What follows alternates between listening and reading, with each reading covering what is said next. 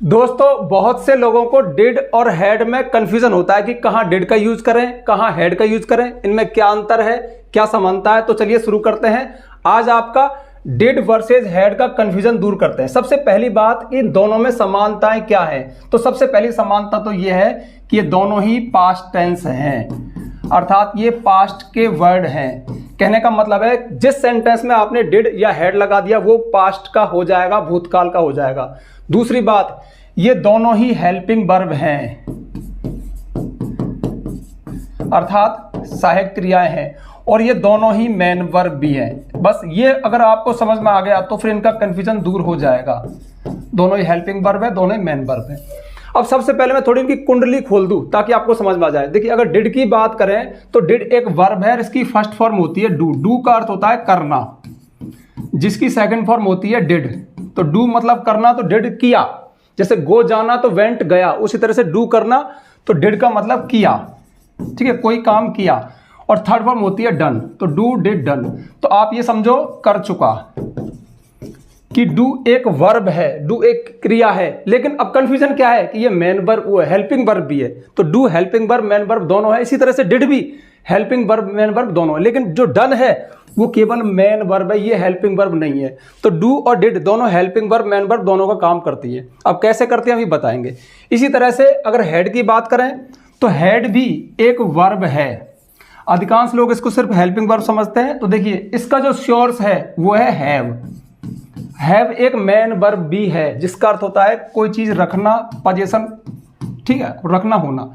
इसकी second form होती है हैड, रखा था या रखता था, कोई चीज होती थी हमारे पास। और इसकी थर्ड फॉर्म भी होती है हैड। तो इसी तरह से हैव भी हेल्पिंग वर्ब भी है, मेन वर्ब भी है। उसी तरह से हैड भी हेल्पिंग वर्ब भी है, मेन वर्ब भी है। बस यही अंतर है, यही समानता है। तो चलिए शुरू करते हैं एक एक को। सबसे पहले डिड।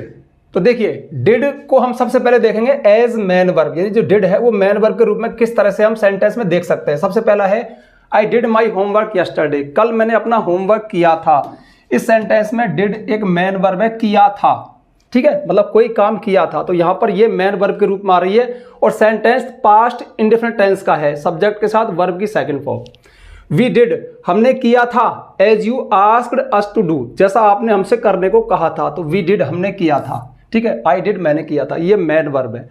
अब देखते हैं कि हेल्पिंग वर्ब के रूप में एज हेल्पिंग वर्ब। तो देखिए, सबको पता है कि जो डिड है वो पास्ट इंडेफिनिट टेंस की हेल्पिंग वर्ब है, और ये नेगेटिव तथा इंट्रोगेटिव यानी नकारात्मक और प्रश्नवाचक वाक्यों में काम में आती है। जब सेंटेंस को नकारात्मक और प्रश्नवाचक बनाया जाए तो डिड का यूज होगा। जैसे I did not eat food yesterday, कल मैंने खाना नहीं खाया था। तो यहां पर देखो, मेन वर्ब तो है ईट और डिड है हेल्पिंग वर्ब। अब डिड को देख करके सेंटेंस पास्ट का हुआ, मैंने कल खाना नहीं खाया था। इस डिड ने यहां पे सिर्फ था बोला, जबकि यहां पे इस डिड ने क्या बोला, मैंने होमवर्क किया था, और यहां पर सिर्फ था। खाना तो इसने बोला, ईट ने, जो कि मेन वर्ब है। What did you do yesterday, कल तुमने क्या किया था। तो ये प्रश्न है। तो देखिए, what did you do yesterday, कल तुमने क्या किया था। अब करने की तो डू है मेन वर्ब, और हेल्पिंग वर्ब है डिड। ये पास्ट इंडेफिनिट टेंस है, उसका ये नेगेटिव है, इंट्रोगेटिव है।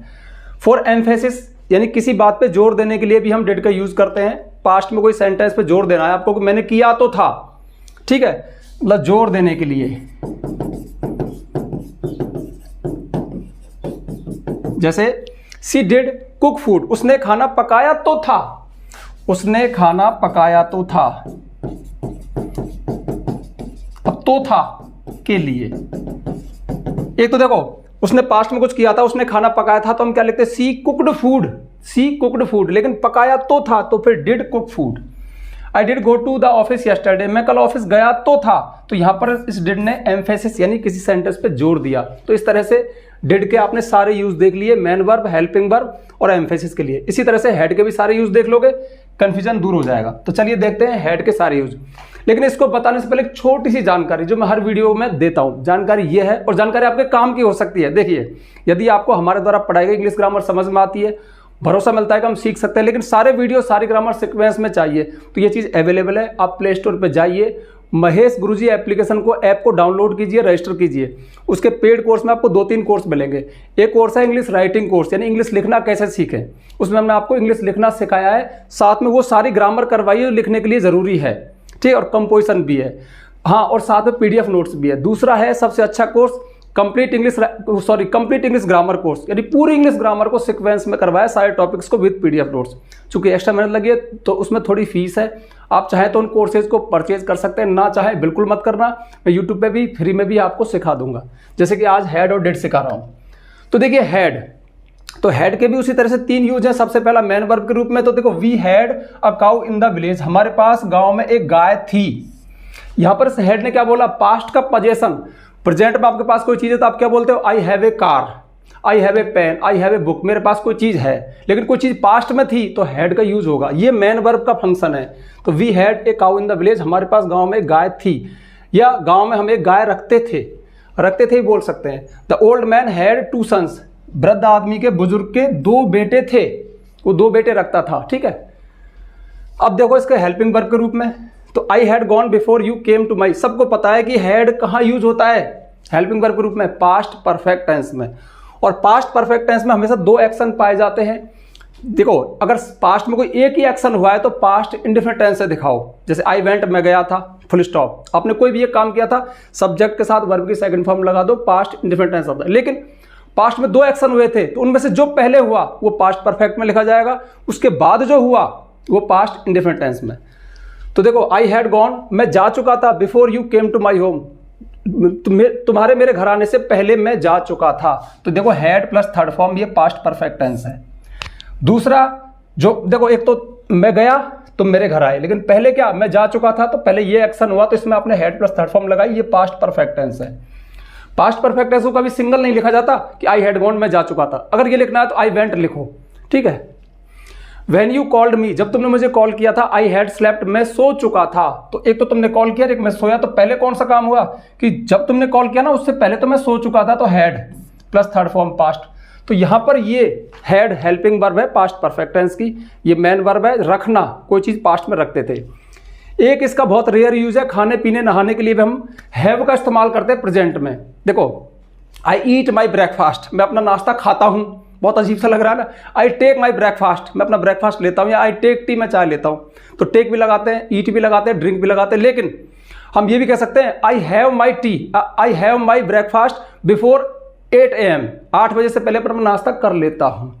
ठीक है, आई हैव डिनर, मैं डिनर लेता हूँ, उस तरह से। लेकिन पास्ट में तो फिर हैड आ जाएगा, क्योंकि हैड जो है वो हैव का पास्ट है। आई हैड माई डिनर, मैंने अपना डिनर लिया, तो देखो डिनर से पहले हैड आया, मतलब खाना। तो I had my dinner and slept early last night, और पिछली रात जल्दी सो गया, तो मैं पिछली रात मैंने खाना खाया और जल्दी सो गया, तो यहाँ पे खाने के अर्थ में आया। I had breakfast before I went to the office, ये पास्ट परफेक्ट टेंस है। I had. अब देखो पास्ट परफेक्ट टेंस में हैड हेल्पिंग वर्ब है और हैड मैन वर्ब। देख तो ये तो हैड हेल्पिंग वर्ब है, ये खाने पीने के लिए है। तो इसको अगर रिप्लेस करना है तो आई हैड ईटन ब्रेकफास्ट में नाश्ता खा चुका था, या आई हैड टेकन ब्रेकफास्ट। लेकिन जहां ईट और टेक लगा रहे हैं वहां पे हैड भी तो लगा सकते हैं, हैव। अब चूंकि पास्ट परफेक्ट टेंस है तो पास्ट परफेक्ट टेंस में थर्ड फॉर्म आती है, हैव की थर्ड फॉर्म क्या है, हैड। तो I had breakfast before I went to the office, तो मेरे ऑफिस जाने से पहले मैं नाश्ता कर चुका था, ये हेल्पिंग वर्ब है, ये मैन वर्ब है। हैव यू हैड शॉवर, क्या तुम स्नान कर चुके हो, प्रेजेंट परफेक्ट टेंस में has have plus third form आती है। तो has have present perfect tense है, कर चुके हो, चुका है के लिए तो हैव आया, और स्नान करने के लिए हैड आया। और पास्ट परफेक्ट टेंस कोई भी हो, प्रेजेंट हो पास्ट हो, उसमें थर्ड फॉर्म आती है, तो यहाँ पे हैड थर्ड फॉर्म लगाई। ठीक है, शॉवर के लिए, नहाने के लिए। तो इस तरह से मैं समझता हूँ कि हैड का और डिड का कंफ्यूजन आपका दूर हो गया होगा। देखिए जो मतलब जानते हैं, मतलब थोड़ा एडवांस है, वो उनको सब पता है, लेकिन जो बेसिक वाले ना वो घूम जाते हैं कि यार जब दोनों ही पास्ट है, 2 क्यों बने। अरे भाई दोनों के फंक्शन अलग अलग हैं। हैव पोजीशन दिखाता है, डू डिड करना दिखाता है, वो प्रेजेंट वो पास्ट इंडिफिनिट टेंस की हेल्पिंग वर्ब है, वो पास्ट परफेक्ट टेंस की। तो ये थोड़ा अंतर होता है। ठीक है, बाकी दोनों ही कुल मिला के पास्ट टेंस है।